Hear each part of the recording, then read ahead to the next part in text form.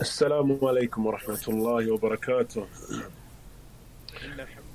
إن الحمد لله نحمده ونستعينه ونستغفره ونعوذ بالله من شرور أنفسنا وسيئات أعمالنا. من يهده الله فلا مضل له ومن يضلل فلا هادي له، وأشهد أن لا إله إلا الله وحده لا شريك له، وأشهد أن محمدا عبده ورسوله. يا أيها الذين آمنوا اتقوا الله حق تقاته ولا تموتن إلا وأنتم مسلمون. يا أيها الناس اتقوا ربكم الذي خلقكم من نفس واحدة وخلق منها زوجها وبث منهما رجالا كثيرا ونساء، واتقوا الله الذي تساءلون به والأرحام إن الله كان عليكم رقيبا. يا أيها الذين آمنوا اتقوا الله وقولوا قولا سديدا يصلح لكم أعمالكم ويغفر لكم ذنوبكم، ومن يطع الله ورسوله فقد فاز فوزا عظيما. أما بعد، فإن أصدق الكلام كلام الله، وخير الهدي هدي محمد صلى الله عليه وسلم، وشر الأمور محدثاتها، وكل محدثة بدعة، وكل بدعة ضلالة، وكل ضلالة في النار. وبعد. Alhamdulillah, from the blessings of Allah subhanahu wa ta'ala upon the people of this time and this era is that which Allah Azza wa Jal has taught mankind from the varying types of communication and from the various types of technological advancements that allow us to meet even though we do not meet in person physically. And so by way of this method and means, we are able to come together here in the UK with our brothers there in Islamabad, Pakistan. And though we have never traveled to Pakistan, there is no doubt that our hearts are united and our hearts are one. And that is the manner of Ahlul Sunnah and the nature of Ahlul Sunnah everywhere. That Ahlul Sunnah in every place, that they have love for each other, and that their hearts are united even though they may not physically be together. And so it is a pleasure to address and to speak to and to share some moments of advice and knowledge, that which will bring us some benefit. It may be a reminder for some who already know, and it may be something that the one who is unaware of it may benefit from it, insha'Allah. But it is a pleasure to gather with our brothers in Islamabad, there in Markaz al-Darimi, that Allah Azza wa Jal allows us to come together by way of these methods. Alhamdulillahi Rabbil Alameen.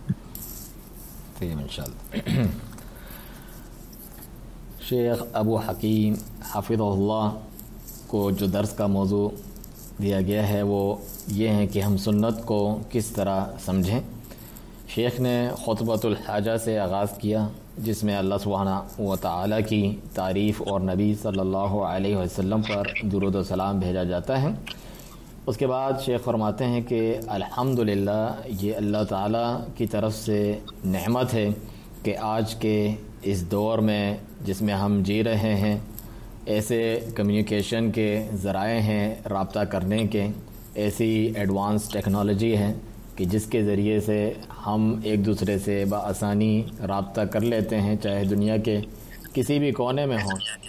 और अगरचा हम physically यानी जिस्मानी तौर पर बाकायदा जाकर किसी से नहीं मिल सकते, मगर ये है कि हमारे दिल आपस में जुड़े हुए हैं, हम दिल से उनके साथ हैं, उनसे मिलने की ख्वाहिश रखते हैं। अभी आप देखें कि यहाँ मैं यूके में हूँ, बरतानिया में, वहाँ से रब्ता हो रहा है पाकिस्तान, इस्लामाबाद, जहाँ अभी सफ़र मैंने कभी नहीं किया है, لیکن ہمارا دل ان کے ساتھ ہے، ہمارا دل ایک ہے، اور یہ ایک فطرت ہے اہل سنہ کی، ان کے دل آپس میں محبت کے ساتھ جڑے ہوتے ہیں ایک عقیدہ اور منہج کی وجہ سے. تو چاہے وہ کسی بھی زمانے کے ہوں، کسی بھی جگہ پہ رہتے ہوں، وہ آپس میں ان کا دل جڑا ہوتا ہے، اگرچہ وہ فزیکلی ایک دوسرے سے نہیں بھی ملتے. تو یہ کچھ فوائد ہیں، کچھ نصیحت ایڈوائس ہے، کچھ علمی فوائد میں آپ کے ساتھ بیان کروں گا، ذکر کروں گا جو اللہ نے توفیق دی ہے. تو جو لوگ اس سے پہلے ہی اویئر ہیں، جانتے ہیں اس کو، ان کے لیے یاد دہانی ہوگی، ریمائنڈر ہوگا، اور جو لوگ اسے نہیں جانتے ان کے علم میں اضافے کا سبب بنے گا. تو یہاں مرکز الدارمی میں اس کانفرنس میں شیخ اپنی اس درس کے ذریعے سے شرکت فرمائیں گے. الحمدللہ رب العالمین. نام یا شیخ. So with that being said, we begin with a very brief analysis of some of the important topics and issues and sciences that the one who intends to understand the Sunnah of the Messenger of Allah sallallahu alayhi wasallam, important branches of knowledge that he should understand, and important principles that he should employ if he wishes to understand the Sunnah of the Messenger of Allah sallallahu alayhi wasallam to the best of his ability. And so this topic, it is of major importance to the Muslim in general, but it is of specific importance to the Talib ilm, that is to the student of knowledge. The student of knowledge should be fully aware and as grounded as possible with these sciences and with these principles, since these principles, by way of them, he is able to understand the Sunnah of the Messenger of Allah sallallahu alayhi wasallam better. He is able to grasp when a hadith reaches him. He is able to grasp that which is present within the hadith of meaning and of benefit and of action. آگے شیخ فرماتے ہیں کہ مختصر طور پر ہم یہ ذکر کریں گے کہ سنت کے تعلق سے جو اس کے اصول ہیں، اس کے اصطلاحات ہیں، اس کے سائنسز ہیں، اس کے اصول و قواعد ہیں، ان کو جاننا کتنا ضروری ہے اس بات کو سمجھنے کے لیے کہ آپ صحیح فہم نبی صلی اللہ علیہ وآلہ وسلم کے فرامین اور سنت کا حاصل کر سکیں اور سمجھ سکیں. کچھ اہم اس کے شاخیں ہیں جس کو سمجھنا ضروری ہے. اگر کوئی واقعی چاہتا ہے سنت کو صحیح طور پر سمجھنا تو اس کو ضروری ہے کہ وہ یہ اصول اور قواعد جتنی اس میں ایبلٹی ہے، جتنی اس میں طاقت ہے، اس میں زیادہ سے زیادہ سمجھنے کی کوشش کریں. یہ تمام مسلمانوں کے لیے عمومی طور پر ضروری ہے، اور جو اسٹوڈنٹ آف نالج ہیں، جو طلاب العلم ہیں، ان کے لیے تو خصوصی طور پہ اس کو جاننا بہت ضروری ہے تاکہ وہ اس کے اصول کے ساتھ اس کو صحیح طور پر سمجھ سکیں، اس کے ذریعے سے وہ سنت کا فہم حاصل کریں اور ان کو وہ ملکہ حاصل ہو، ان کو وہ صلاحیت حاصل ہو جس کے ذریعے سے وہ احادیث کا معنی، ان کا فہم، اس میں جو فوائد ہیں وہ سمجھ سکیں اور آگے تک پہنچا سکیں. نام یا شیخ.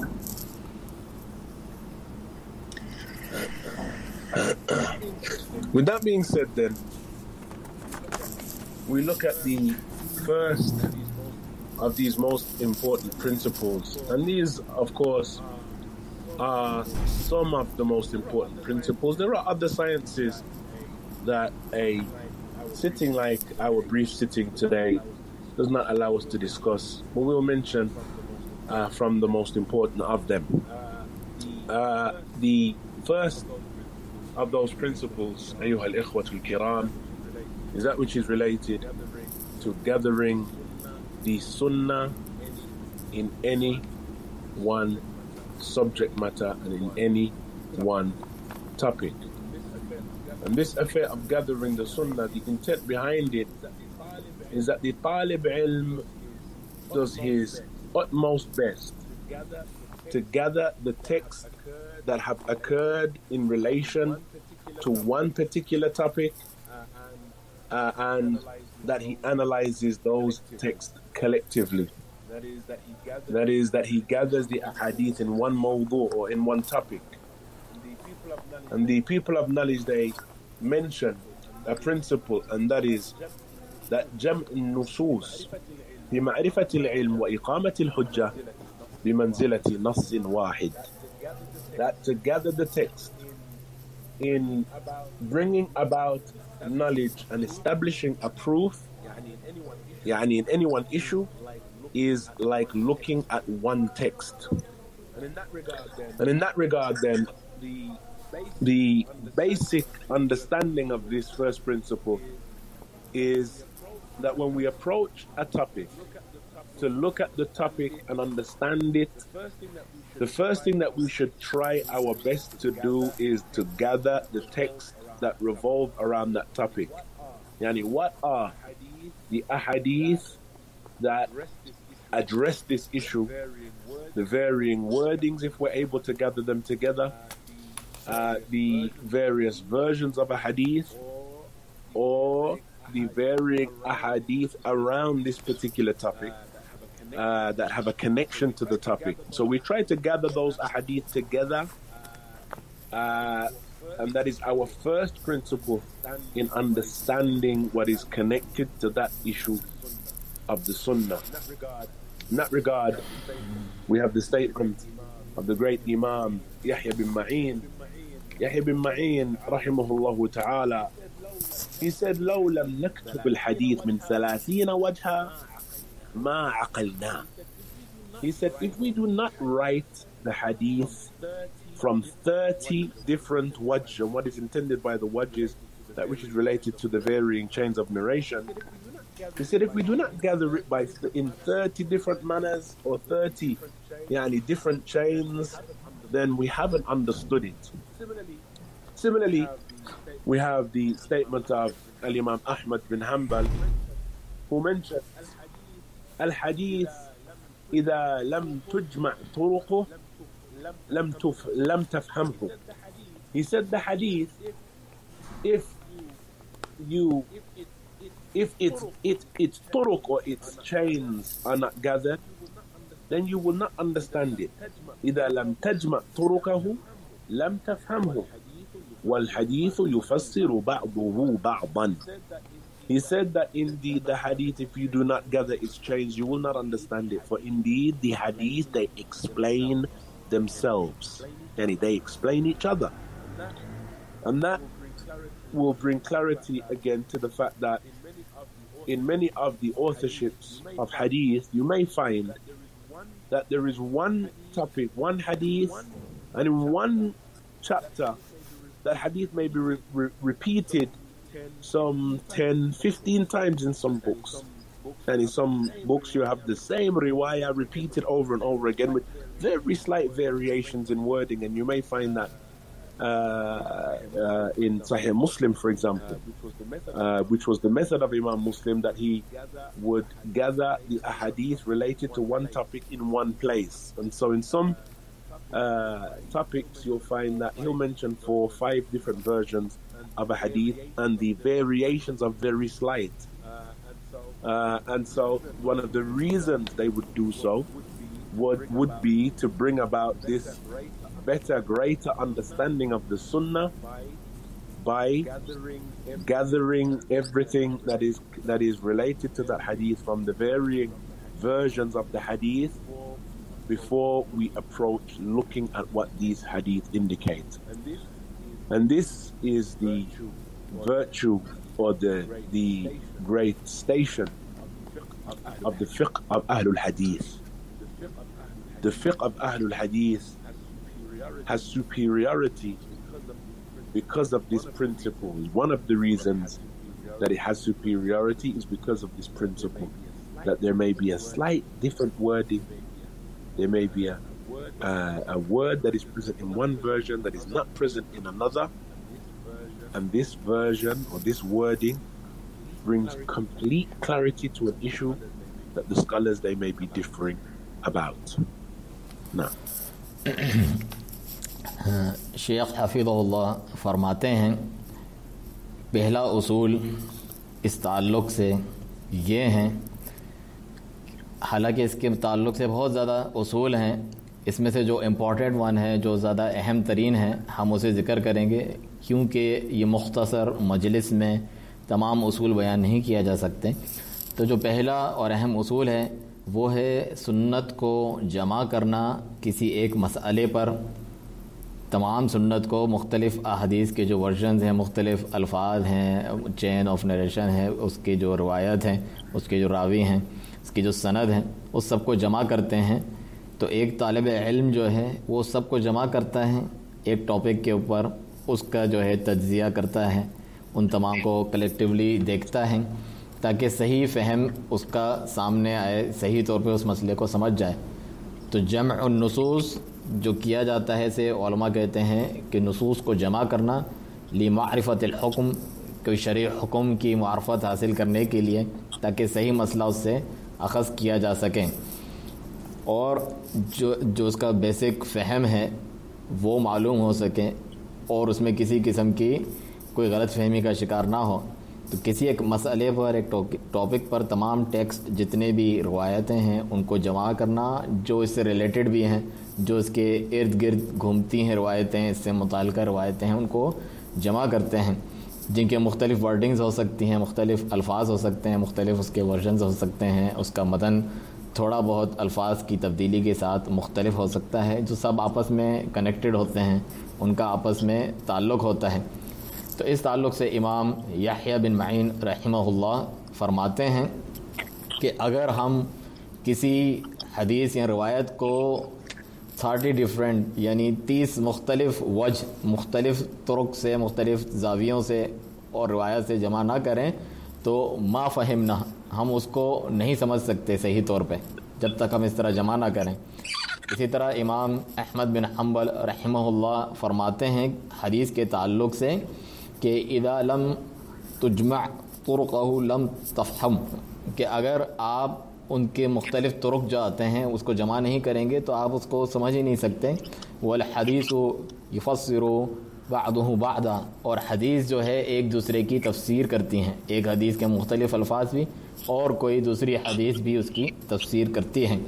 چنانچہ حدیث کے موضوع پر جو لکھتے ہیں محدثین وغیرہ، تو وہ ایک ہی حدیث کو آپ دیکھیں گے بار بار مکرر لے کر آتے ہیں، حدیث کو ایک ہی چیپٹر میں کئی مرتبہ، مختلف چیپٹرز میں، مختلف ابواب میں اس حدیث کو 10-15 مرتبہ لے کر آتے ہیں، حالانکہ ایک ہی کتاب ہوتی ہے، اسی سیم بک کے اندر تھوڑی بہت تبدیلی کے ساتھ، جیسا کہ امام مسلم رحمہ اللہ نے اپنی صحیح میں یہ طریقہ اپنایا ہے۔ ان کا یہ طریقہ ہے کہ وہ تمام جو روایات ایک موضوع کی ہیں مختلف اسناد سے، ان سب کو تھوڑے بہت مختلف الفاظ کے ساتھ جمع کر دیتے ہیں لائن سے، تو وہ ایک ہی حدیث کے 4-5 روایتیں اس طریقے سے ذکر کرتے ہیں۔ اس کے پیچھے سبب کیا ہے؟ تاکہ سنت کا زیادہ بہتر فہم حاصل ہو اور مختلف روایات کو جمع کر سکیں، جو اس بات کی نشاندہی کرتی ہیں کہ مسئلے کو صحیح طور پر، مکمل طور پر سمجھ لیا گیا ہے۔ اور یہ فضیلت ہے فقہ اہل حدیث کی، جو ائمہ حدیث ہیں، جو اہل الحدیث ہیں، ان کی فقہ کی یہ فضیلت ہے کہ وہ تمام روایتوں کو اور نصوص کو جمع کرتے ہیں الفاظ کے اختلاف کے ساتھ، تاکہ مکمل صورت مسئلے کی نکھر کے سامنے آئے۔ نام یا شیخ؟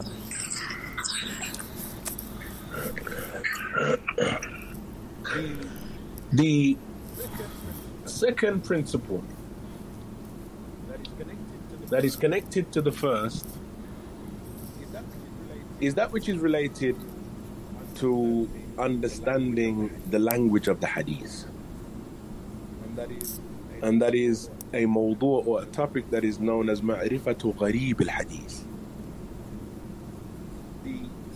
The subject and the topic of the gharib al-hadith is that which is connected to understanding those words that are present within the statement of the Messenger of Allah sallallahu alaihi wasallam that may require a knowledge of the language of the era of the Prophet sallallahu alaihi wasallam in order to correctly understand what was intended by way of that. And that, of course, is for those who understand the Arabic language. For those who do not understand the Arabic language, then it is a requirement, firstly, that we try and gain some knowledge of the Lugha al-Arabiya. And for the non-Arab, this has an important, or this is an important junction for us to mention the importance of trying to learn the Arabic language. Since by way of our knowledge of the Arabic language, أيها الإخوة, we understand the book and the Sunnah. And it is not possible to understand the Sunnah correctly as a student of knowledge except by way of the Arabic language. We may receive the aid of translation, but the Talib ilm should constantly strive to connect himself to the text of the book and the Sunnah directly as much as possible. And that is a encouragement, therefore, to exert every effort in learning the language of the book and the Sunnah, the Lugha al-Arabiya. And if a person dedicates even a year or two to studying the Arabic language, then he will benefit in that period of time that which will allow him to correct directly to the language that was used by the Prophet ﷺ and the language of the Quran. He will not understand it as someone who, mathalan, is Arabi and studied the Lugha al-Arabiya alongside being Arabi, because being Arabi in this era does not now necessitate that you will automatically understand everything that is in the book of Allah and the Sunnah of the Messenger of Allah sallallahu alaihi wasallam. You must still learn the sciences of the language and understand the gharaib, the wordings that we use at the time of the Prophet, since in this time the Arabic language has changed. But the address here is to the non-Arab, and that is that the non-Arab, the A'jami, it is of vital importance for the student of knowledge who is from the non-Arab to begin his journey or her journey of learning the Arabic language for this very great, very noble goal of understanding what it is the Messenger of Allah sallallahu alayhi wasallam has said. Once he has a grasp of the Arabic language and is able to understand generally that which is given to him from an Arabic address or from a text, for example, from the book and the Sunnah, then it is important for him to have understanding of the gharib al-hadith. That is, what are those words that are present within the hadith that may not necessarily be commonly used words. And this is, as we mentioned, the science known as gharib al-hadith. The student of knowledge will seek the benefit and the aid of certain authorships in order to draw closer to a correct understanding of gharib al-hadith. From those books, from the most popular of them, we have the gharib al-hadith of al-Imam al-Harawi. We likewise have the gharib al-hadith of Abi Ishaq al-Harbi. We similarly have the gharib al-Sahihain, which is of al-Imam al-Humaydi. And the gharib al-Sahihain is present within some of the prints of al-Jam' bayn al-Sahihain of al-Imam al-Humaydi himself.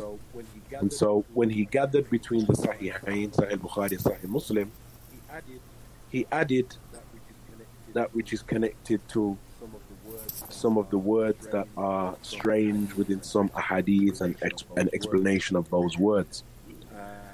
And so that authorship is of great benefit for the student who is trying to understand that which is present within the text. And of course, we have the great important work of Al-Imam Ibn Athir, and that is Al-Nihaya fi Gharib al-Hadith. Al-Nihaya fi Gharib al-Hadith. These are some of the books that were written in particular around the topic of those strange words that are present within the hadith. And so the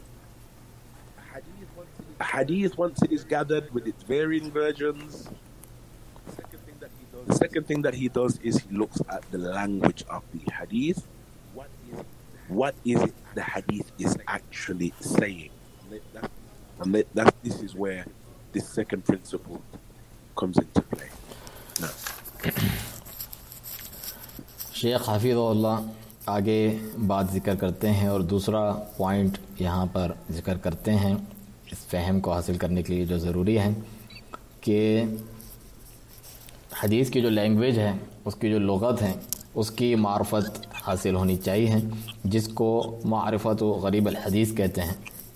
حدیث میں جو ایسے الفاظ آئے ہیں جو انوکھے الفاظ ہیں یا اتنے عام نہیں ہیں، ان کی معرفت حاصل کرنا کہ وہ نبی صلی اللہ علیہ وسلم کے دور میں، زمانے میں کس طرح یوز ہوتے تھے، تو یہ بہت اہم ٹاپک ہے۔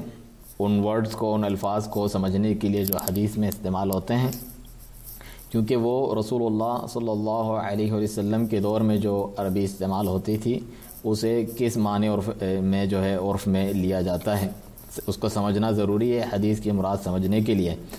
تو وہ لوگ جو لغت العرب نہیں جانتے، عربی زبان نہیں جانتے، یہ ان کے لیے بہت اہم ہے کہ وہ عربی زبان کو سیکھیں۔ جو اصل میں عرب نہیں ہیں، عجمی ہیں، انہیں چاہیے کہ عربی زبان سیکھیں، یہ ان کے لیے ضروری ہے تاکہ وہ نصوص کا، کتاب و سنت کا اس کو سمجھ سکیں ڈائریکٹلی۔ اس کے لیے کتاب و سنت کے فہم کے لیے ایک طالب علم کے لیے ضروری ہے کہ وہ عربی کو سمجھے، اگرچہ وہ ٹرانسلیشن سے، ترجمے سے کچھ مدد لے سکتا ہے، معاونت لے سکتا ہے، لیکن ایک طالب علم پوری کوشش کرے کہ وہ ڈائریکٹلی جو ہے کتاب و سنت کو عربی زبان میں پڑھے، اسے پوری کوشش کرنی چاہیے۔ ایک شخص اگر 1-2 سال میں عربک پڑھتا ہے تو وہ اس قابل کچھ نہ کچھ بن جاتا ہے کہ وہ اپنے آپ کو ڈائریکٹلی کنیکٹ کرے اس لینگویج سے، اس زبان سے براہ راست جو ہے جوڑ لے جو نبی کریم صلی اللہ علیہ وسلم اور قرآن مجید کی زبان ہے۔ حالانکہ جو عرب ہیں، خود عرب ہونے کے باوجود آج کل انہیں بھی عربی سیکھنی پڑتی ہے، اس کے قواعد، اس کی گرامر، اس کے بغیر وہ قرآن والی، سنت والی زبان کو صحیح طور پہ نہیں سمجھ سکتے۔ جو لینگویج کی سائنسز ہیں وہ عرب ہونے کے باوجود انہیں یہ سیکھنی پڑتی ہے، کیونکہ رسول اللہ صلی اللہ علیہ وسلم کے دور میں جو عربی ہے اور جو نصوص میں استعمال ہوئی ہے، اس میں جو آج ماڈرن ڈے عربک ہے، اس میں کافی فرق آ گیا ہے۔ تو جو غیر عرب ہیں، عجمی ہیں، اسٹوڈنٹس ہیں، ان کے لیے بہت ہی امپورٹنٹ اور ضروری ہے کہ وہ عربی سیکھیں، اپنے چاہے وہ بھائی ہوں یا بہن ہوں، کہ وہ جو ہے اپنے طلب علم کا آغاز، اپنی اس جرنی کا آغاز جو ہے عربک سیکھنے سے شروع کریں، اس پاکیزہ گول اور ہدف کو، اس عظیم ہدف اور مقصد کو حاصل کرنے کے لیے اس سے ابتدا کریں۔ تو جب وہ عربک اس کو آ جائے گی عربی، تو وہ کتاب و سنت کے ٹیکسٹ کو، ان کے جو عبارتیں ہیں اس کو صحیح سمجھ سکے گا۔ تو جو غریب الحدیث ہیں اس میں وہ ورڈز، الفاظ یوز ہوتے ہیں جو اتنے کامن نہیں ہیں، عام نہیں ہیں۔ تو غریب الحدیث کے تعلق سے جو کتابیں اور تصنیفات آپ کو مدد دیں گی، اس تعلق سے آپ کے فہم کو زیادہ قریب لائیں گی، ان میں سے کچھ یہ ہیں جو ان میں سے مشہور ہیں۔ غریب الحدیث امام الحروی رحمہ اللہ کی، اسی طریقے سے غریب الحدیث امام ابی اسحاق الحربی رحمہ اللہ کی، اسی طرح غریب الصحیحین جو بخاری مسلم کے ایسے غریب الفاظ ہیں، ان کے متعلق امام الحمیدی رحمہ اللہ کی ہیں۔ یہ جو تصنیف لکھی، انہوں نے جب لکھی اصل میں یہ شائع ہوتی ہے الجمع بین الصحیحین کے نام سے، انہوں نے اس میں جمع کیا ہے، تو اس کے ساتھ ہی ساتھ ان الفاظ کی تشریح بھی کر دی ہے، تو اس وجہ سے اس کے جو غریب الحدیث الفاظ ہیں صحیحین کے وہ اس میں آ گئے ہیں، تو یہ ایک طالب علم کے لیے عظیم نفع کا سبب ہے انہیں پڑھنا۔ اسی طرح سب سے مشہور امام ابن اثیر رحمہ اللہ کی النہایۃ فی غریب الحدیث، یہ بھی مشہور کتاب ہے۔ تو یہ کچھ کتابیں ہیں اس ٹاپک پر جو ہم نے آپ کے سامنے ذکر کی، یعنی غریب الفاظ پر، جو انوکھے الفاظ ہیں جو عام طور پہ حدیث وغیرہ میں یوز ہوتے ہیں اور موجودہ عربی سے تھوڑے مختلف ہیں۔ تو 2 پوائنٹس آپ نے سن لیا کہ پہلا یہ تھا کہ تمام احادیث کی اسناد اور الفاظ کو جمع کیا جائے کسی ایک ٹاپک پہ، اور دوسرا یہ ہے کہ غریب الحدیث، غریب حدیث کے عام یوز ہونے والے جو الفاظ ہیں ان کو آپ سیکھیں ان کے ذریعے سے۔ نعم یا شیخ۔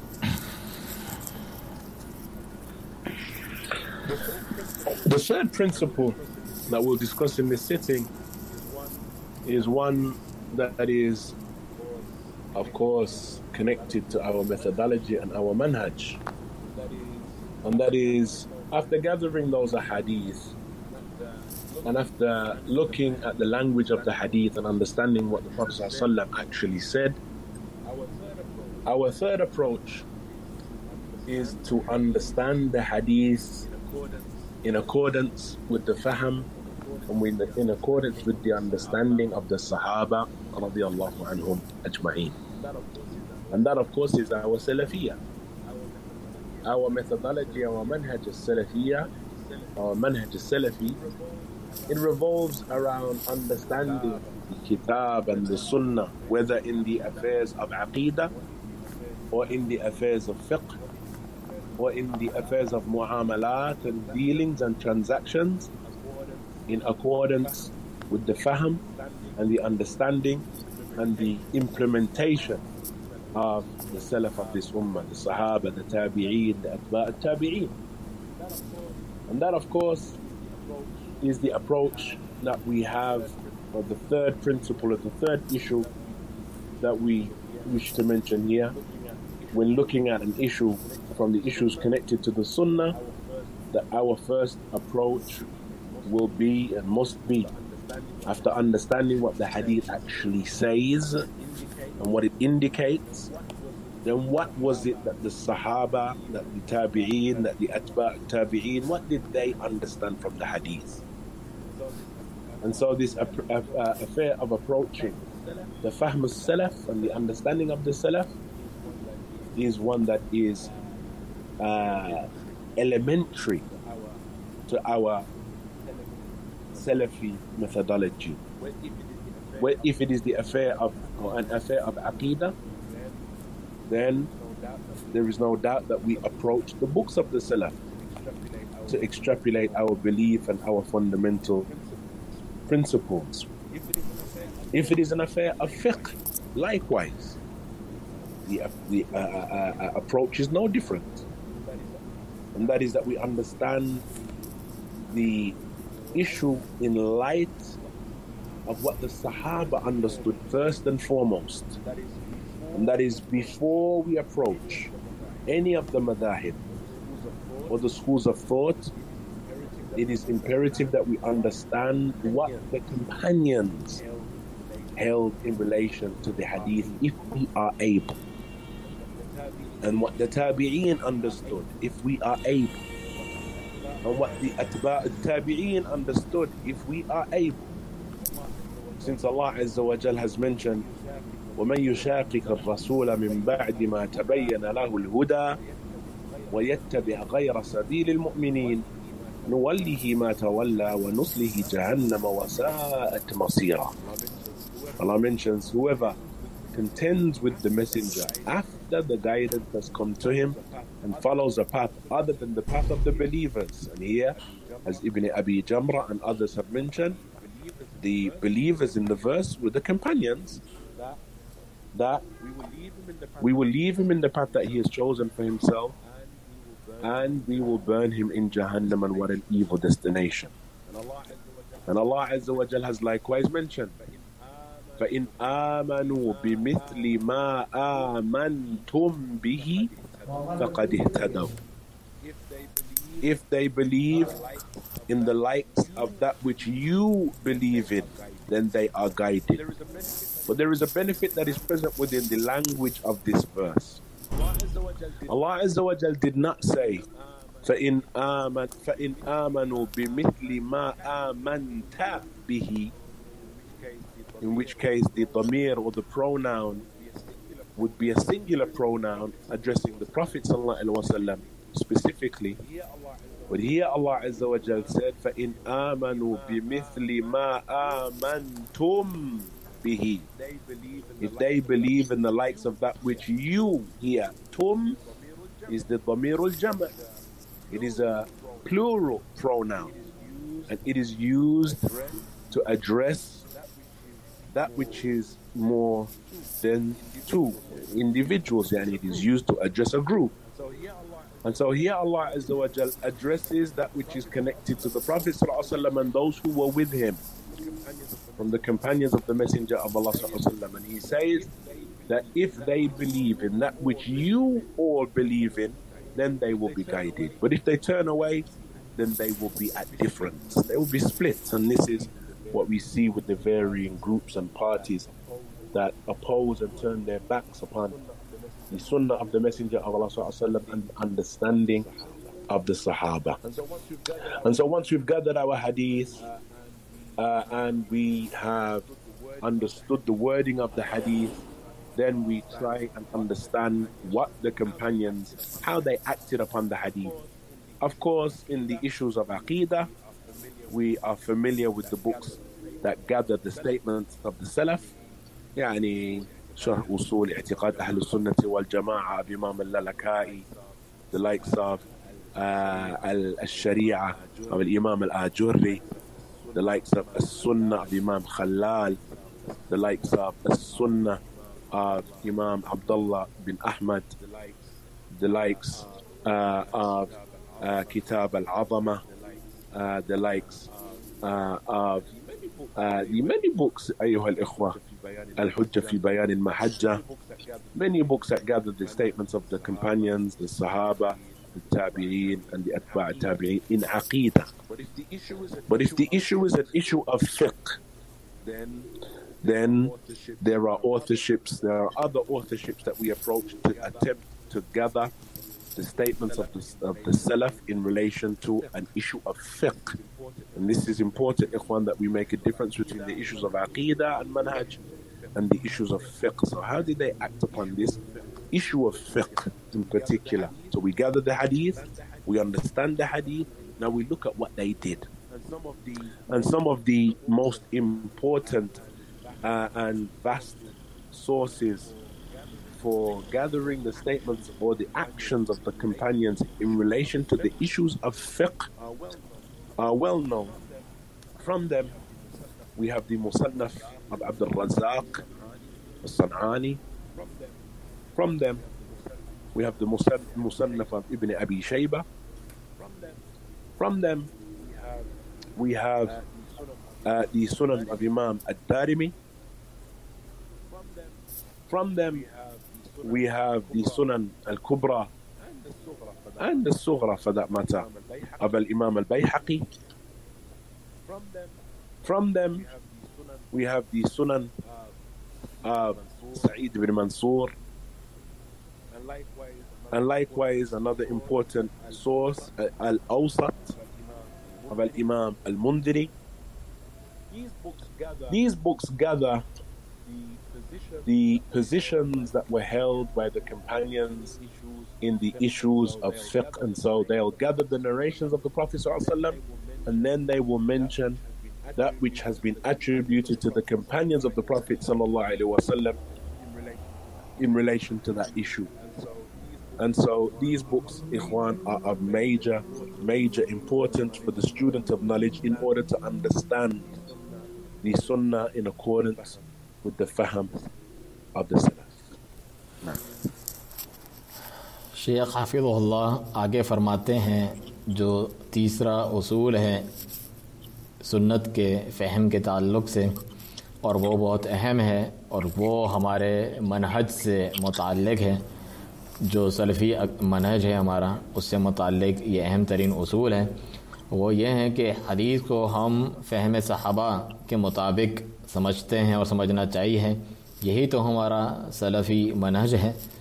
ہمارا جو دین ہے پورا اسی کے گرد گھومتا ہے کہ کتاب و سنت کو ہم فہم سلف صالحین کے مطابق سمجھتے ہیں، چاہے وہ عقیدہ ہو، فقہ ہو، معاملات ہوں، تجارت ہو، مختلف جو ڈیلنگز ہوتی ہیں آپس میں، ٹرانزیکشنز وغیرہ معاملات ہیں، فقہ کے معاملات ہیں اور آپس کے جو معاملات ہیں، ان تمام سے متعلق سلف صالحین کے فہم کے مطابق ہمیں لینا ہے، اور انہوں نے اس کو کس طرح امپلیمنٹ کیا ہے، کس طرح اس پر عمل پیرا ہوئے ہیں، اسے دیکھنا بہت ضروری ہے.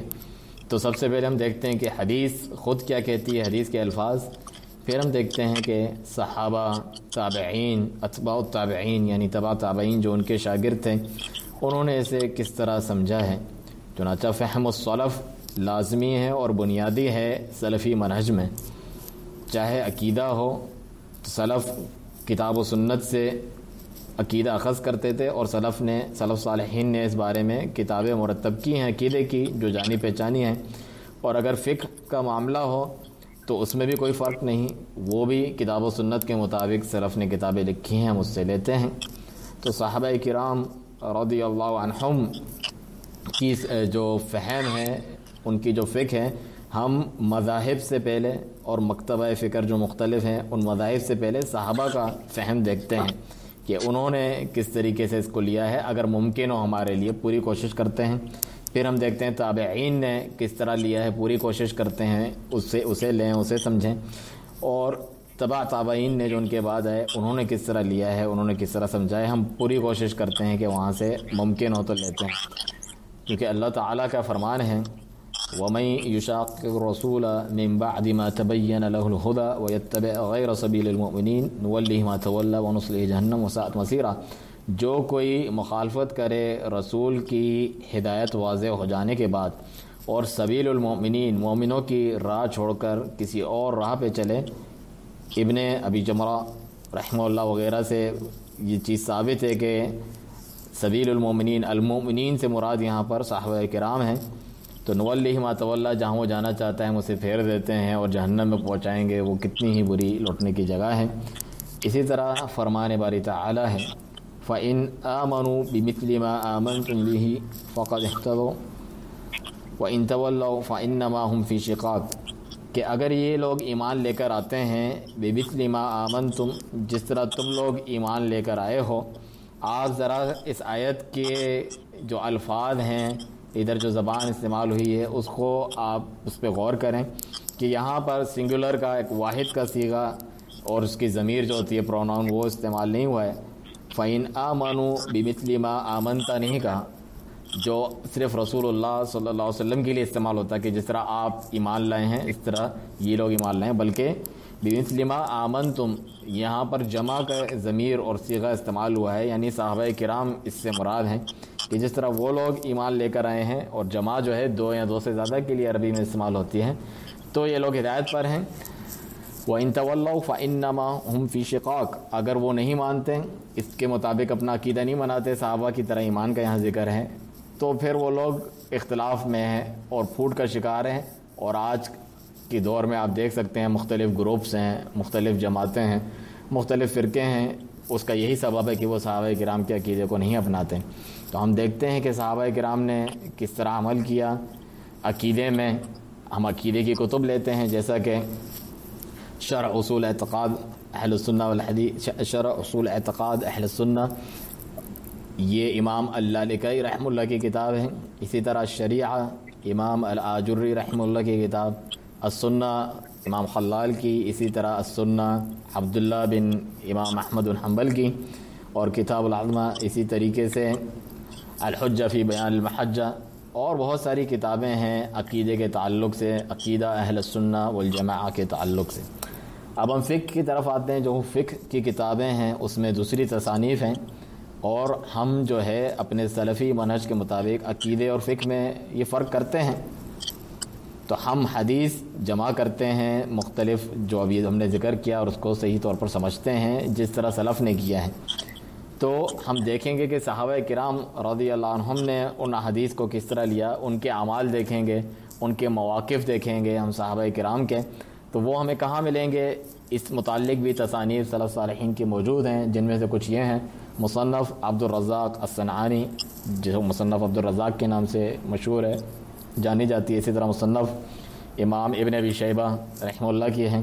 اسی طرح سنن الدارمی میں یہ بات آپ کو ملے گی، صحابہ کرام کے مواقف، اور سنن الکبریٰ اور الصغریٰ امام البیہقی رحمہ اللہ کی، اور سنن سعید بن منصور، اسی طرح امام المنذری کی الاوسط. یہ کتابیں ہیں جس میں آپ کو صحابہ کرام کے مواقف ملیں گے کہ جمع کیے گئے ہیں کسی بھی ایک مسئلے کے تعلق سے اور سنت کو سمجھنے کے تعلق سے. تو ان کتابوں کی بہت اہمیت ہے فہم سلف کے مطابق سنت کو سیکھنے کے لیے. نام یہ شیخ.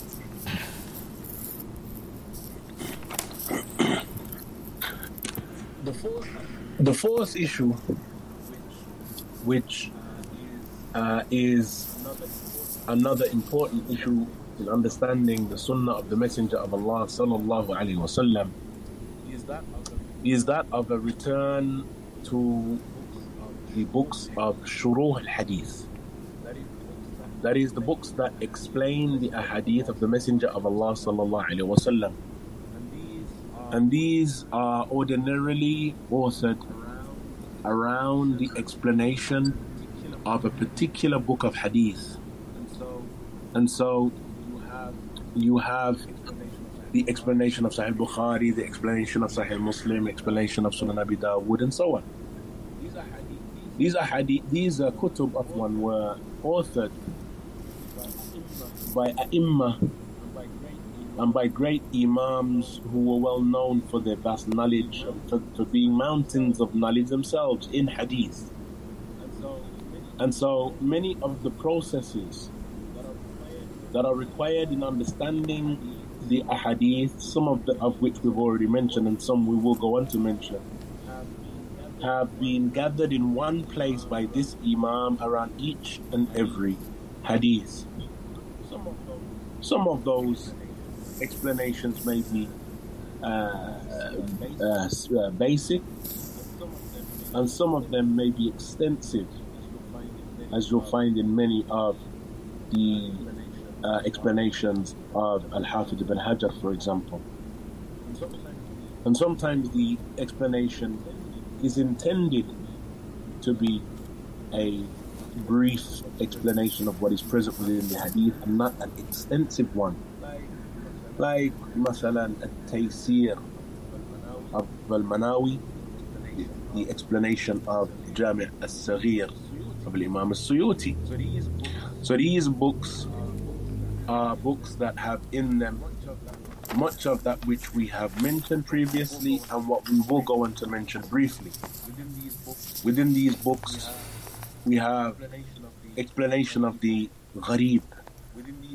Within these books we have the fiqh of the Sahaba and the fiqh of some of the Salaf and the understanding of some of the Salaf in relation to the hadith. In them we have the varying riwayat and the varying versions of the hadith.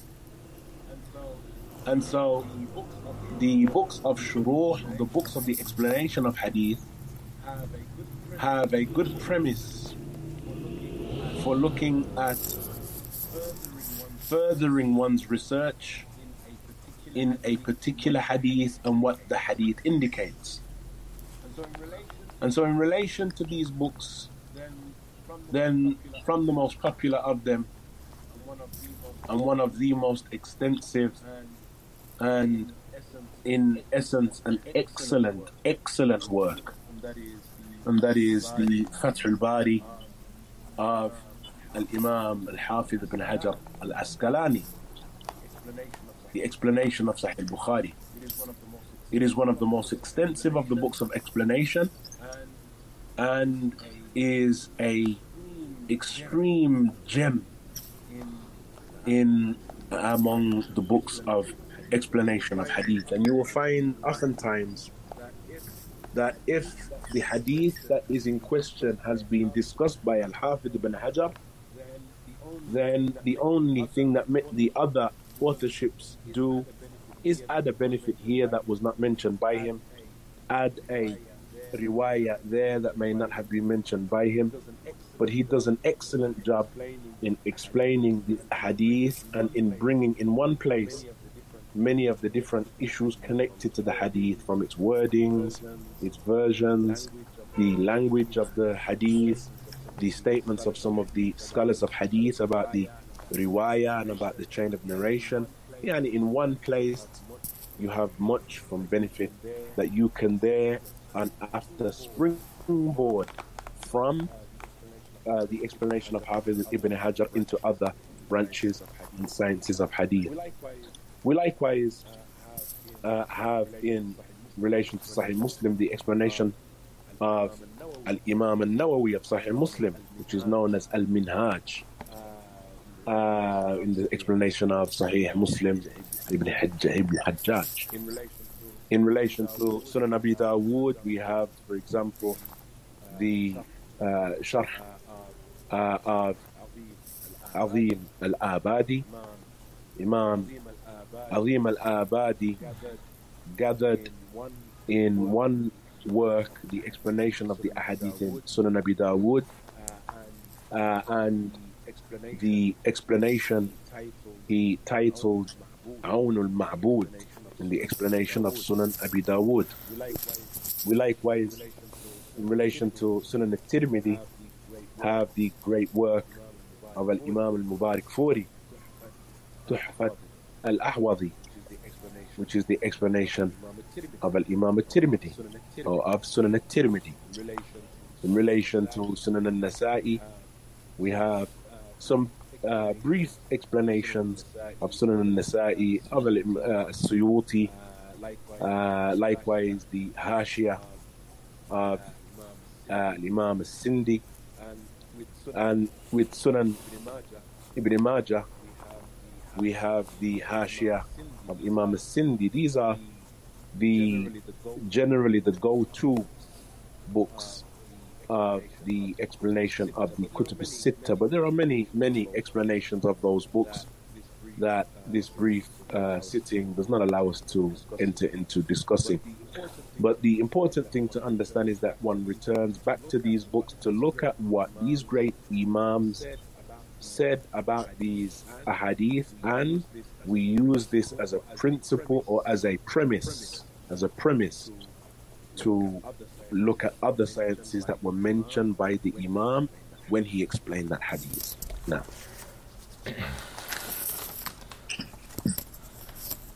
चौथा point Sheikh हफीज़हुल्लाह ज़िक्र करते हुए फरमाते हैं कि सुन्नत और अहदीस के ताल्लुक़ से हम शुरूहात हदीस की तशरीह और शुरूहात से मुताल्लिक़ जो किताबें लिखी गई हैं उनकी तरफ हम रुजू करते हैं, जो मख़सूस किताबें हैं इसके मुताल्लिक़, जिसमें हदीस की तशरीह की जाती है, उसके अल्फाज की और असनाद की और उसका जो माना ज़िक्र किया गया है मुख्तलिफ़ जगहों से दलाइल और नसूस को लाकर और आइम्मा के अक़वाल को लाकर, जैसा कि सही बुखारी है, सही मुस्लिम, अबी दाऊद वगैरह की शुरूहात, हदीस की शुरूहात मिलती हैं।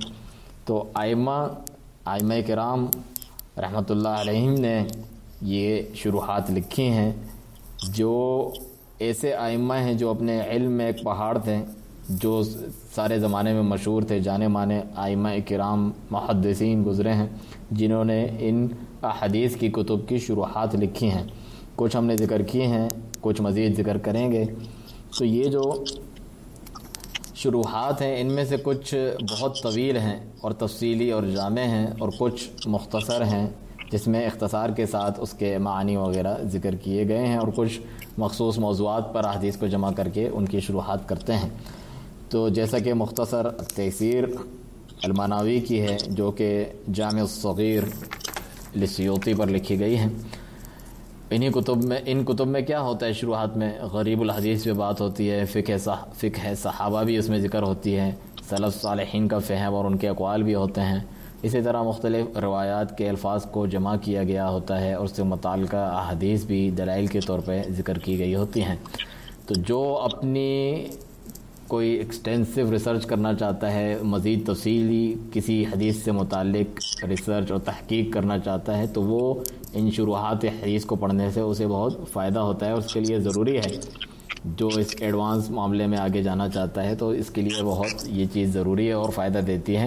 اس میں سے جو بہت بہترین اور ایکسلنٹ قسم کا کام کیا ہے وہ حافظ ابن حجر رحمہ اللہ نے صحیح بخاری کی شرح فتح الباری لکھی ہے، جو کہ سب سے جو ہے تفصیلی اور جامع قسم کی جو ہے شرح ہے صحیح بخاری کی اور کسی بھی حدیث کی کتاب کی۔ یہ ایک نایاب ہیرا ہے، جیسا کہ اتنے اس میں جو ہے قیمتی فوائد اور اصول جمع کیے گئے ہیں اور دلائل۔ تو حدیث کے تعلق سے جو کچھ امام ابن حجر العسقلانی رحمہ اللہ نے لکھا، اس میں مزید کسی اضافے کی ضرورت نہیں ہوتی۔ کسی نے اگر بعد میں آ کے کیا ہے تو ایک دو روایتیں جو رہ گئی ہوں وہی ذکر کرتا ہے اور ایک دو باتیں، ورنہ انہوں نے اس قدر تفصیلی کلام کیا ہے ان روایت کے تعلق سے اور اقوال ذکر کیے ہیں، اس کی شرح کی ہے کہ جو ایک بہت ہی جامع ہیں اور کفایت کرنے والی ہیں، سب ایک جگہ انہوں نے جمع کر دیے۔ تو یہ بہت ہی ایک جو ہے نایاب قسم کی کتاب ہے اور بڑی ہی قیمتی کتاب ہے۔ اسی طرح صحیح مسلم کی شرح امام النووی رحمہ اللہ نے کی ہے، جو المنہاج کے نام سے ہیں، امام مسلم بن حجاج رحمہ اللہ کی جو صحیح مسلم ہے اس پر یہ شرح ہے۔ اس طرح سنن ابی داؤد کی شرح امام عظیم آبادی نے جو لکھی ہے عون المعبود کے نام سے، یہ اس کی شرح ہے اور مشہور ہے۔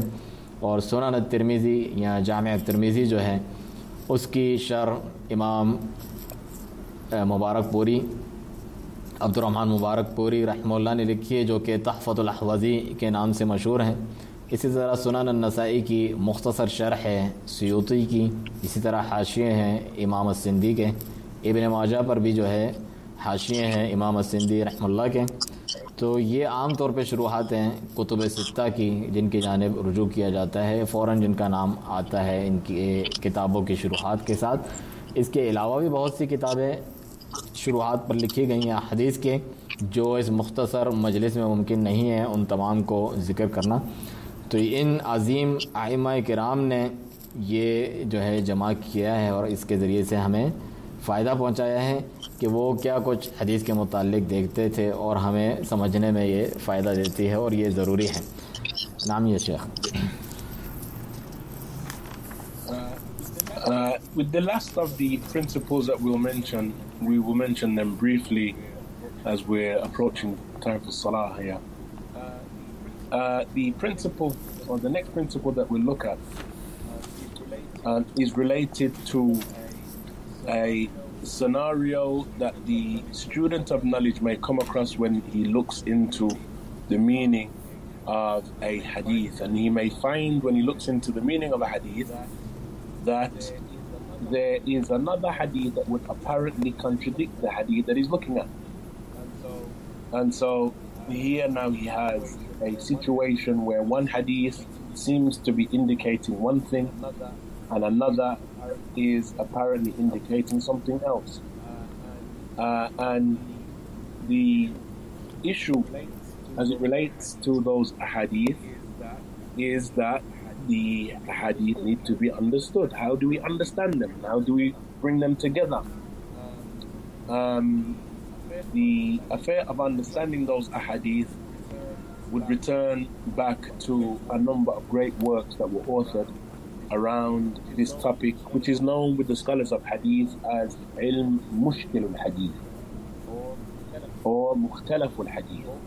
And both of those titles are given to this branch of the knowledge of hadith, yani mushkil al-hadith or mukhtalaf al-hadith. And there were some great works that were authored around this affair. We have the mushkil al-athar of Imam al-Tahawi, and we likewise have ta'wil mukhtalaf al-hadith of Ibn Qutaybah rahimahumullah. These two books are from the well-known resources that one returns back to whenever we have this contradiction or apparent contradiction with a hadith or with two ahadith. And of course the contradiction is only in the mind of the beholder. In actuality there is no contradiction between the Sunnah, but these apparently contradicting texts need to be understood. And so one returns back to these books in order to try and find a tawfiq, or to try and find how to resolve this apparent contradiction between these two hadith. No. Sheikh हफ़िज़हुल्लाह आखिरी नुक्ता ज़िक्र करते हुए फ़रमाते हैं, क्योंकि वहाँ नमाज का वक्त भी हुआ चाहता है। पांचवा नुक्ता ये है कि जब दो हदीस में आपस में बज़ाहिर टकराव नज़र आए, उनमें तज़ाद नज़र आए कि एक का माना जो हदीस का जो माना है दूसरे का उसके बरखिलाफ़ नज़र आ रहा है, तो इस सूरत में किस तरह जमा बैन अल हदीस हम किस तरीके से करते हैं, जमा तौफ़ीक़ उनके दरमियान। तो इस मसले को हम किस तरह समझें, इन हदीस को दोनों पर किस तरीके से अमल हो और किस तरह इनके दरमियान ऐसी सूरत हाल पैदा की जाए कि दोनों को अपनी जगह पर रख के समझा जाए और सही फ़हम उससे अख़ज़ किया जाए। तो ये भी एक टॉपिक है और ये भी एक मसला है जिसको उलमाए किराम ने जो है इसको एड्रेस किया है, जिसे इल्म मुश्किल हदीस या मुख्तलिफ हदीस कहा जाता है। ये दोनों नाम इसके लिए इस्तेमाल होते हैं। तो इसमें भी काफ़ी बेहतरीन किताबें लिखी गई हैं आइम्मा किराम और मुहद्दिसीन किराम की जानिब से, जैसा कि उनमें से ये दो किताबें काफ़ी मशहूर हैं कि शरह मुश्किल आसार इमाम अत्तहावी रहमहुल्लाह की ये किताब मशहूर है। इसी तरह तअवील मुख्तलिफ हदीस जो है इमाम इब्न क़ुतैबा रहमहुल्लाह की, ये भी मशहूर है कि जिसमें मुख्तलिफ हदीस में बज़ाहिर कॉन्ट्रडिक्शन नज़र आता है और इख्तिलाफ़ नज़र आता है, तो ये उनके दरमियान जमा करते हैं दलाइल की सूरत में, जिससे वो इख्तिलाफ़ दूर हो जाता है। तो ये दोनों किताबें इस बारे में मशहूर हैं और ये जानना चाहिए कि ये जो इख्तिलाफ़ और तज़ाद है ये पढ़ने वाले के अपने जहन में होता है, उसकी कम फहमी होती है, ना कि नबी सल्लल्लाहु अलैहि वसल्लम की सुन्नत में कोई इख्तिलाफ़ है और तज़ाद है, एक दूसरे के जो है ख़िलाफ़ बातें हैं, ऐसा कुछ नहीं है। तो ये पढ़ने वाले के जहन की कमज़ोरी होती है और जिसे इन पढ़कर जो है दूर किया जाता है, जिन्हें जमा तौफ़ीक़ की जाती है दोनों हदीस में, बैन हदीस में, जिनमें तज़ाद बज़ाहिर नज़र आता है। तो ये आखिरी नुक्ता था जो शेख हफ़िज़हुल्लाह ने ज़िक्र किया। नाम ये Sheikh. One of the greatest reasons that one finds contradiction or apparent contradiction between ahadith is on the basis of the fact that one of those ahadith is mansukh. That is, one of those ahadith have been abrogated. And so the following principle revolves around the knowledge of al-nasikh wal-mansukh. That is, the ahadith that have been abrogated and the abrogating hadith. This is another science that is of importance, particularly if it is apparent from the statements of the scholars that one of these ahadith have been abrogated and acting upon them has been abrogated, as is the case, for example, with the issue of whether or not hijama, yani making hijama during fast, does it break the fast or not?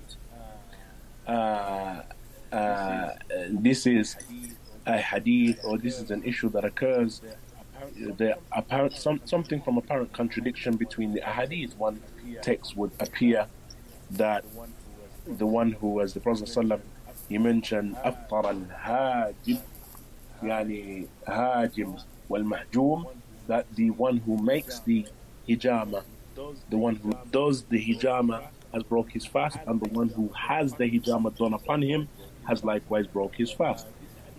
This hadith, though, was abrogated, and towards the end of the life of the Prophet ﷺ, yani he was cut and continued to fast, and thus the abrogation that occurred here is of the cupping breaking one's fast. And so there are books that discuss these types of issues if it is clear that we have an issue of abrogation and abrogating. And so the books of Nasikh and Mansukh, from the most popular of them is the Nasikh min al-Mansukh of Imam Ibn al-Jawzi, and Ibn al-Jawzi likewise has his book Al-I'tibar fi al-Nasikh wal-Mansukh min al-Akhbar. And these are popular books that have in them the explanation or discussion of a hadith being abrogated or abrogating. And you'll find that present within some of the broader books of explanation that we mentioned earlier. आगे शेख फरमाते हैं कि सबसे बड़े असबाब में से जो हदीस में तज़ाद नज़र आता है, कॉन्ट्रडिक्शन आपको मिलता है, एक सबब नासिख व मनसूख का भी होता है कि एक हदीस जो है वो मनसूख हो चुकी होती है दूसरी हदीस से, लेकिन लोगों को उसका इल्म नहीं होता। तो ये सीखना चाहिए और ये जानना चाहिए। तो तज़ाद का बड़े असबाब में से ये भी होता है।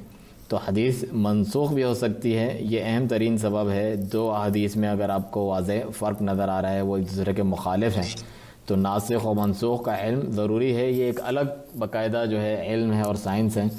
तो उलमा के अक़वाल से और दलाइल से बात समझ में आती है जो उन्होंने अपनी किताबों में लिखी है। मिसाल के तौर पे हिजामा का जो मामला है, जो कपिंग कराई जाती है, जो सिंगी लगाई जाती है, वो रोज़ा तोड़ती है या नहीं तोड़ती, इससे रोज़ा टूट जाता है रोज़ेदार का या नहीं टूटता। तो ये एक मसला है मिसाल के तौर पे। इसमें दो मुख्तलिफ़ किस्म की रवायात और अहादीस आई हैं, जैसे कि अफ्तर अल-हाजिम वल महजूम, जो हिजामा कर रहा है और करवा रहा है, नबी सल्लल्लाहु अलैहि वसल्लम ने फरमाया कि दोनों का रोज़ा ख़त्म हो गया, दोनों का रोज़ा टूट गया। तो ये हदीस मनसूख है क्योंकि आप सल्लल्लाहु अलैहि वसल्लम ने ख़ुद बाद में जो है हिजामा करवाया और अपने रोज़े को बाकी रखा, जारी रखा। तो ये जो कुतुब हैं इस ताल्लुक़ से कलाम करती हैं, बात करती हैं, तफसील ज़िक्र करती हैं नासिख़ व मनसूख़ के ताल्लुक़ से, जिनमें इस किस्म की रवायात लाकर नासिख़ मनसूख़ बताया जाता है दलाइल के साथ। इनमें से जो मशहूर किताबें हैं, जैसा कि नासिख़ मिनल मनसूख़ इमाम इब्नुल जौज़ी की ये किताब है। इसी तरह इन्हीं की एक किताब है अल-एतबार फ़ी नासिख़ व मनसूख़ मिनल अख़बार, ये भी इमाम इब्नुल जौज़ी रहमतुल्लाह की किताब है। और नासिख़ व मनसूख़ का ज़िक्र जो तफसीली शुरुआत होती हैं हदीस की किताबों में दीगर फ़वाइद के साथ नासिख़ व मनसूख़ भी ज़िक्र कर दिए जाते हैं। नाम या Sheikh. And the last point that we'll mention then, before we round up, in relation to these important principles with understanding the Sunnah, is that which is connected to a very interesting topic that is unfortunately rarely discussed, but it is the topic of Asbabu Wurud al-Hadith. Asbabu Wurud al-Hadith is a science that is similar to Asbabu Nuzul al-Ayat. In the science of tafsir, there is a science known as Asbabu Nuzul, and that is the reason for revelation of the verses. What caused this verse to be revealed and that verse to be revealed? The Asbab al-Wurud is the same as Asbab al-Nuzul, except this is and discusses the reason the Prophet ﷺ made certain statements, the reason these ahadith occurred, the reason that a popular hadith may have been caused, or the action of the Prophet ﷺ was initiated on the basis of something. And so this science, Ma'rifatu Asbabi Wurud al-Hadith, is a hugely interesting science, but it helps to understand the text itself. For those of you who are familiar, for example, with Bulugh al-Maram of Al-Hafidh ibn Hajar, the first hadith in Bulugh al-Maram, هو الطهور ماؤه، يعني سئل صلى الله عليه وسلم عن البحر فقال هو الطهور ماؤه الحل ميتته. Prophet ﷺ was asked about the sea, and the Prophet ﷺ, he said هو الطهور ماؤه الحل ميتته. Its water is pure and its dead are halal. But there is a full version. Al-Hafidh ibn Hajar, he summarizes the hadith to the wording and the statements of the Prophet here. But there is a full version of the hadith wherein the Prophet ﷺ, he was approached by an individual who said, Ya Rasulullah, inna narkabu al-bahra wa nahmilu ma'na al-qalila min al-ma' in tawadda'na bihi atishna afanatawadda'u bima al-bahar. فقال صلى الله عليه وسلم هو الطهور ماؤه الحل ميتته. That a man came to the Prophet ﷺ and said, O Messenger of Allah, verily we ride the waves, we are sailors. and we bring with us a little bit of water, if we make wudu with it, then we will go thirsty. Can we make wudu with the water of the Bahr, water of the sea? And so in this question, the Prophet ﷺ replied, or upon this question, the Prophet ﷺ replied, it is pure and it can be used for purification, and its dead are halal. And so we now understand why the Prophet ﷺ said its dead are halal. Because the questioner said, we're sailors, we bring some water, we drink the water, we're going to go thirsty. So it is apparent that he's going to have need for food likewise. And so the Prophet ﷺ brought him a benefit that was not connected directly to his question, but that would be a benefit to him, that its dead are halal. And since you're asking about drink, then know that it is permissible for you similarly to eat the dead of the sea.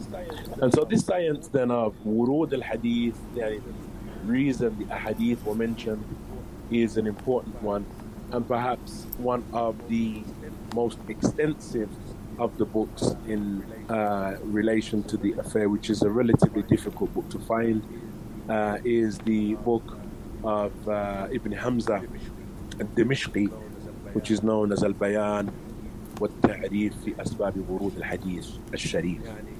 يعني the book Al-Bayan والتعريف, it's in 3 volumes, 3 square bound volumes, and it is one of the important works around the topic of the reason the ahadith were mentioned. And so with that, Ikhwan, we will conclude, and we say that these sciences are of major importance for the one who, particularly the student of knowledge, who wishes to gain a good, sound, broad understanding of the Sunnah of the Messenger of Allah, sallallahu alayhi wa sallam. May Allah bless us with that understanding.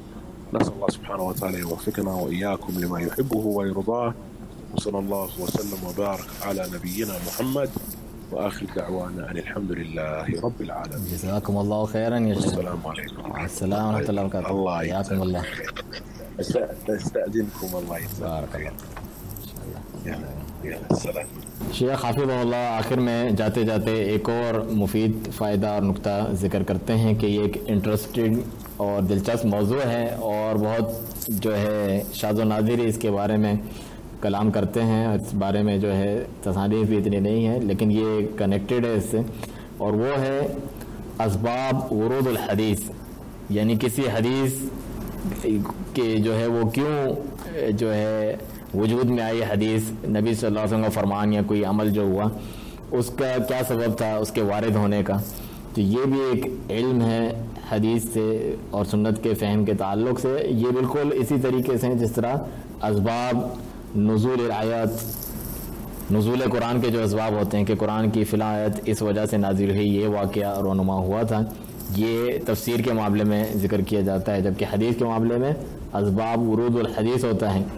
جس طرح آیات کے متعلق کیوں نازل ہوئی، کب نازل ہوئی، اسی طریقے سے حدیث کب وارد ہوئی، رسول اللہ صلی اللہ علیہ وسلم نے فلاں قول کب کہا، کیوں کہا، کیا وجہ تھی، کیا جگہ تھی، یہ چیزیں بھی ذکر کی جاتی ہیں. اور یہ بھی ایک علم ہے کہ کسی چیز کے جواب میں کہا، کسی رد اول میں، یا کسی واقعے کے رونما ہونے کی وجہ سے یہ حدیث جو ہے پائی گئی، یہ حدیث جو ہے واقع ہوئی. یہ بھی ایک بہت جو ہے دلچسپی پر مبنی ٹاپک ہے. شیخ فرماتے ہیں جیسا کہ اس کی مثال میں بلوغ المرام جو حدیث کی کتاب ہے حافظ ابن حجر رحمہ اللہ کی، اس میں جو شروع کی حدیث ہے کتاب الطہارہ وغیرہ میں پانی کے تعلق سے جو حدیث ہیں، تو پانی کے متعلق مختصر یہ حدیث انہوں نے ذکر کی کہ ہوا طہور ماؤہ والحل میتتہ، کہ اس پانی کے متعلق فرمایا کہ سمندر کے متعلق تھا اصل میں یہ ذکر کہ اس کا پانی پاک ہے، پاک کرنے والا ہے، وضو سے کیا جا سکتا ہے، اور اس کا مردار جو مچھلی وغیرہ ہے وہ حلال ہے. تو یہ اختصار سے ذکر کی ہے، جبکہ اس کا جو فل ورژن ہے، اس کے جو مکمل روایت ہے وہ آپ دیکھیں کہ صحابی نے یہ عرض کی تھی جو دوسری احادیث کی کتب میں موجود ہیں کہ انا نرکب البحر، ہم جو ہے سمندری سفر کرتے ہیں اور ہمارے پاس قلیل الماء یعنی تھوڑا سا پانی ہوتا ہے، جس سے اگر ہم وضو کریں گے اس سے تو آتش نہ، ہم تو پیاسے مر جائیں گے، اگر اس سے وضو کریں گے تو پینے کے لیے پانی ہمیں جو زیادہ ضروری ہے وہ نہیں بچے گا۔ تو یہ جو ماء البحر ہے، صحابی نے پوچھا کیا اس سے ہم وضو کر سکتے ہیں؟ تو رسول اللہ صلی اللہ علیہ وسلم نے اس کے جواب میں فرمایا کہ اس سے طہارت حاصل کی جا سکتی ہے، وضو کیا جا سکتا ہے، اور اس کا مردار بھی حلال ہے۔ صحابی نے صرف یہ بات ذکر کی تھی اور یہ سوال نہیں پوچھا تھا، لیکن رسول اللہ صلی اللہ علیہ وسلم نے اضافی فائدہ انہیں دیا کہ جب انہوں نے کہا کہ تھوڑا سا پانی ہوتا ہے اور پیاس کے لیے پینے کے لیے ہمیں ضروری ہے، تو پھر کھانے کی بھی ضرورت پڑتی ہے انسان کو، تو مزید فائدہ ان کو دیا اور بتلا دی یہ بات کہ پینے کے ساتھ کھانے کی ضرورت پڑتی ہے، تو جان لو کہ اس کا مردار بھی جو ہے حلال ہے، حالانکہ یہ ڈائریکٹلی کوسچن میں نہیں پوچھا گیا تھا۔ تو یہ ایک جو ہے اہم اور دلچسپ موضوع ہے سبب ورود الحدیث جو ہے، اور اس میں جو ایک ایکسٹینسو قسم کی بک ہے، جو تفصیلی قسم کی بک ہے، اور یہ کافی نایاب ہے، آسانی سے دستیاب بھی نہیں ہے، ناپید قسم کی جو ہے کتاب ہے، ابن حمزہ الدمشقی کی کتاب ہے الوعیان فی تعریف الورود و اسباب الحدیث کے تعلق سے، جو کہ 3 بڑے جلدوں پر مشتمل ہے اور بآسانی نہیں ملتی ہے۔ تو ہم ادھر ہی اپنے کلام کو جو ہے اس کو اختتام کرتے ہیں کہ یہ جو سائنس ہے سنت کے تعلق سے جتنی ہم نے ذکر کی ہیں بہت اہم ہیں اور ضروری ہیں۔ سنت کا اچھا تفصیلی اور مضبوط فہم حاصل کرنے کے لیے عام مسلمانوں کے لیے، طلاب العلم کے لیے خصوصی طور پہ۔ تو آخر میں شیخ نے پھر دعا کی اللہ سبحانہ تعالیٰ ہمیں علم نافع اور عمل صالح کی توفیق عطا فرمائے، اور سب کو شیخ حافظ اللہ نے سلام کیا۔